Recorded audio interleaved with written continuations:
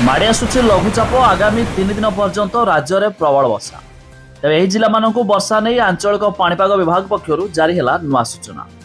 आसतु संपूर्ण अपडेट जानिबा केउ दिन ठारू आरंभ हेब लघुचाप केउ जिले में हेब वर्षा जानिबा पूर्व वीडियो को लाइक करंतु सब्सक्राइब करनथिले एबे सब्सक्राइब करी पाखर थिवा घंटी चिन्ह को दबाई दियंतु। ओडिशा रे आगामी 3 दिन जाए प्रबल वर्षा हेबा नै भारतीय पाणीपाग विभाग पक्षर सतर्क सूचना जारी कराइछि।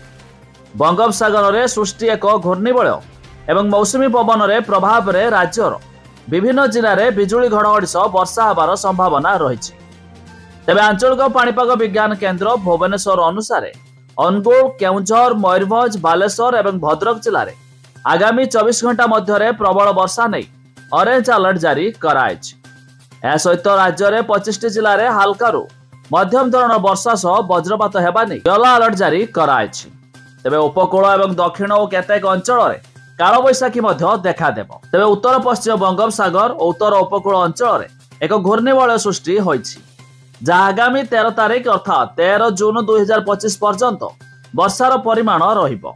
तेबे केतेक स्थान में घंटा प्रति 40 रु 60 किलोमीटर बेगर पवन सह झड़ हेबार संभावना रही।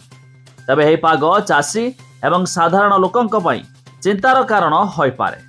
तेबे आपण माने केउ जिल्लारू वीडियो देखुचंती ता निहाती कमेंट करी जणाइबे।